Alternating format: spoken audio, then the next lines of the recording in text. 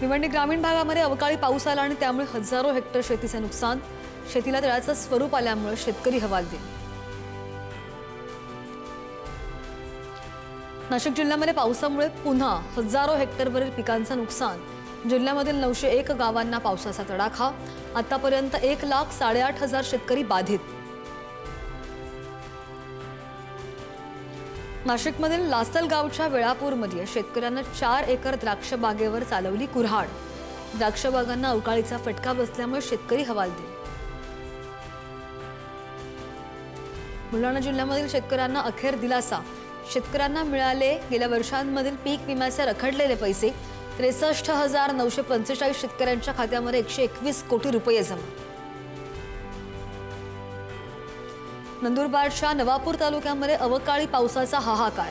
शेती पिकांचं मोठं नुकसान। कापणीला आलेल्या भात पिकांचं सुद्धा नुकसान। शेतकरी बराच चिंतेत।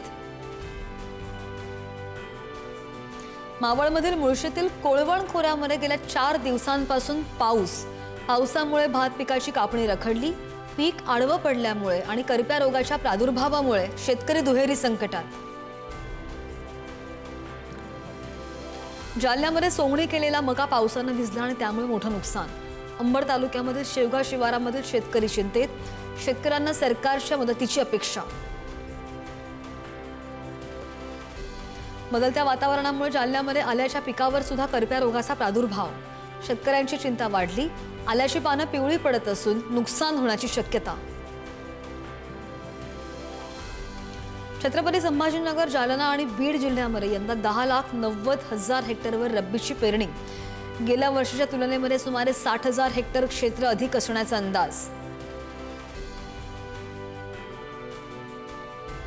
केळी फळपीक विमा योजनेमध्ये सहभागी होण्यासाठी 31 ऑक्टोबरपर्यंत मुदत। अर्ज केलेल्या शेतकऱ्यांना नैसर्गिक आपत्तीमध्ये होणाऱ्या नुकसानीची भरपाई मिळणार।